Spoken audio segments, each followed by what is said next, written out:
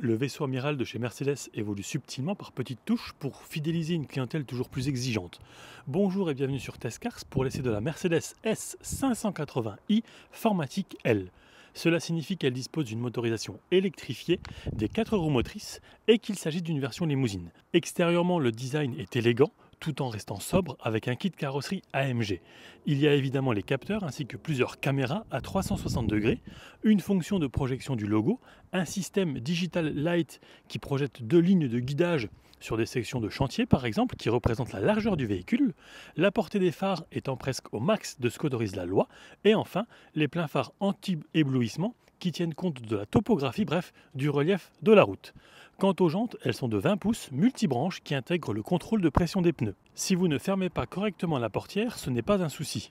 Pour déplacer l'ensemble, Mercedes propose une classe S plug-in hybride avec tout d'abord un moteur 6 cylindres essence 3 litres qui développe 367 chevaux, puis une partie électrique qui, elle, développe 150 chevaux, le tout associé à une transmission intégrale à 9 rapports. Le couple est de 500 Nm, la vitesse max de 250 km/h, le réservoir de 67 litres et l'autonomie en tout électrique de 90 km.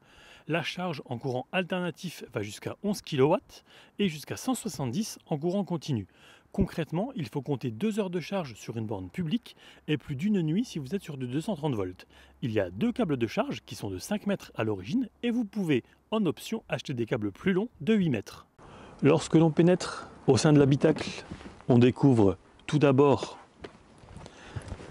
un intérieur raffiné, une ambiance feutrée, une sellerie en cuir nappa noir, ainsi que des éléments lumineux très généreux et personnalisables. Je vais vous parler du volant qui intègre des fonctions tactiles telles que le régulateur de vitesse adaptatif.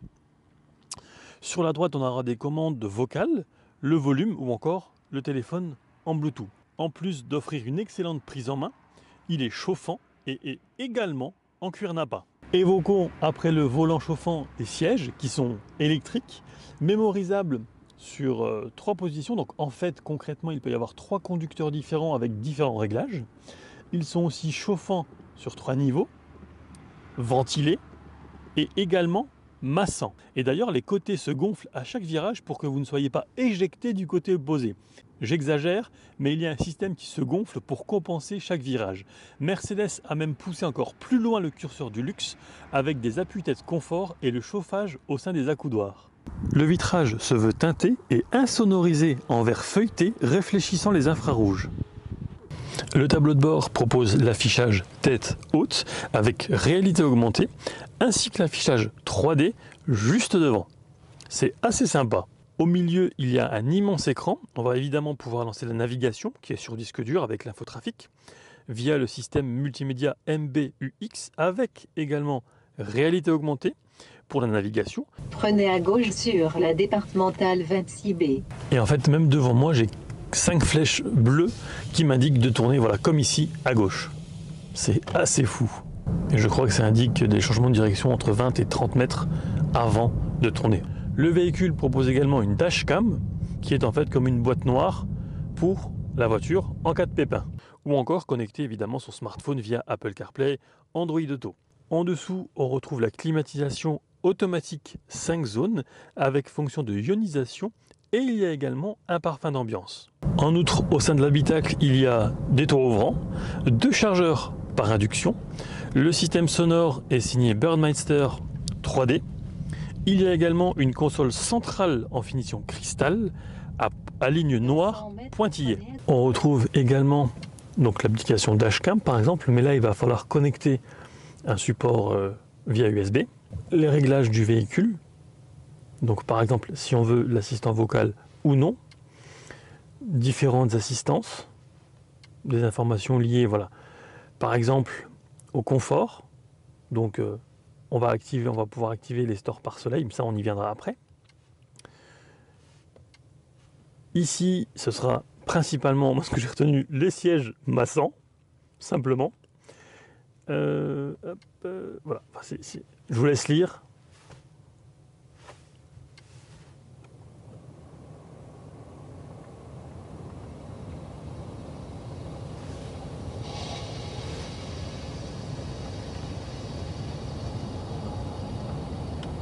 Voilà, c'est apaisant.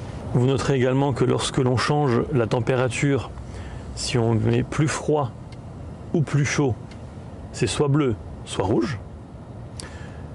Téléphone, j'ai pas besoin. De radio, média, c'est évident. Et ensuite, tout ce qui est lié au système hybride.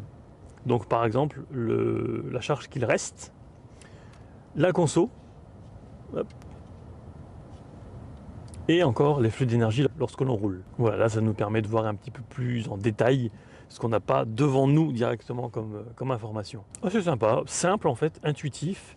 On peut aussi ouvrir le volet donc depuis l'intérieur. Et enfin, le menu smartphone. Bon là, il n'y a rien d'exceptionnel, c'est juste pour connecter un nouveau téléphone.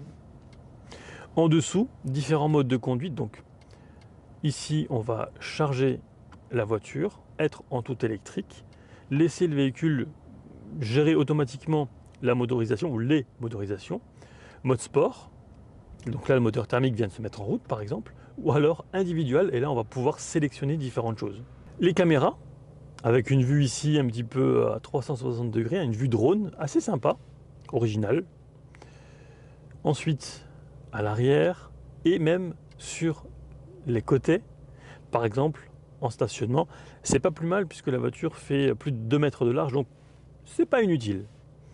Ici de nouveau les informations liées à la charge ou encore différentes fonctions, l'affichage tête haute qu'on va essayer de voir, ou même le mode station de lavage qui est un petit peu différent. Et puis on peut aussi relever la hauteur de caisse, pour franchir par exemple des dodanes et autres. Voilà, encore quelques réglages, notamment la protection volumétrique ou anti-soulèvement, mais là ça fait partie du chapitre sécurité, avec notamment une alarme qui est assez incroyable, puisque même quand on est à l'arrière de la voiture coupée, ça m'est arrivé de travailler à l'arrière pour plus de confort, et l'alarme se déclenche tout de suite, donc c'est plutôt efficace.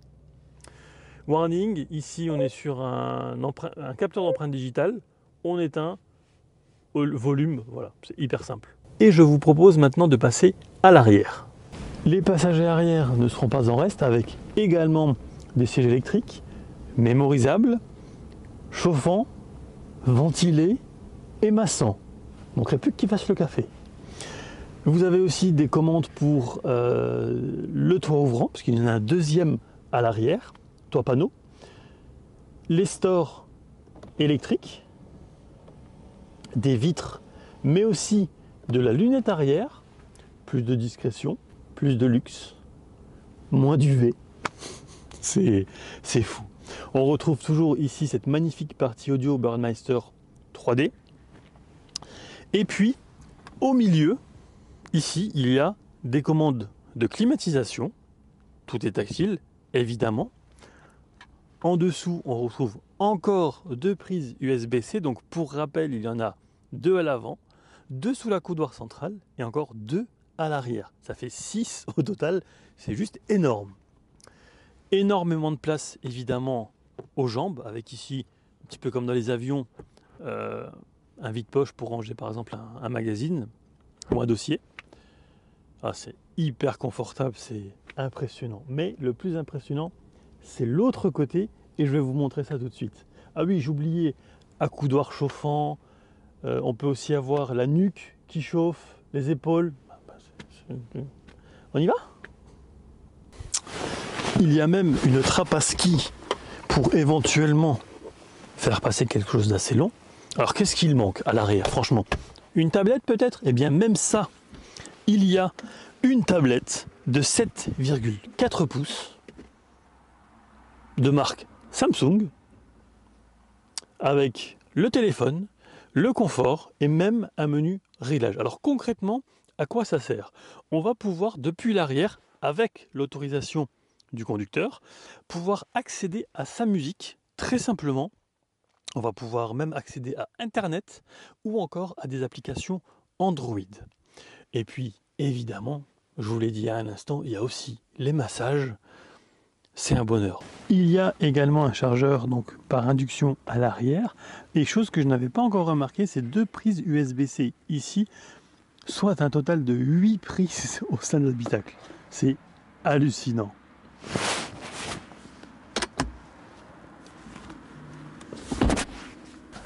S'il ne devait y avoir qu'une seule chose à retenir à l'arrière, c'est d'être installé ici, d'appuyer sur une commande située sur le panneau de porte, de se détendre, de se laisser faire,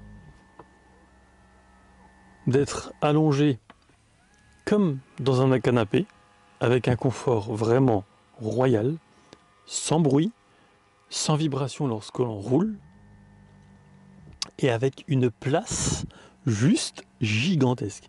Ils ont même été jusqu'à proposer un repose-pied électrique qui sort du siège avant. Alors, on reprend ici la tablette. On choisit le massage Hot Relaxing dos, je vous montre. Il ne reste plus qu'au caméraman à se transformer en chauffeur. Bon, je vais quand même vous parler du volume du coffre. 350 litres qui dispose du haillon motorisé. Voilà. Allez, bonne nuit.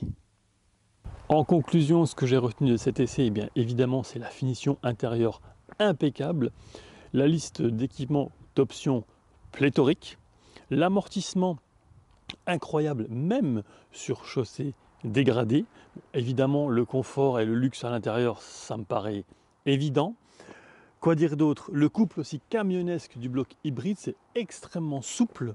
Avaler des kilomètres à son volant est un pur plaisir, même si, vous l'aurez compris, la meilleure place n'est pas forcément derrière le volant. Seul le freinage, pourtant plus performant que celui d'origine, m'aura laissé un petit peu sur ma faim.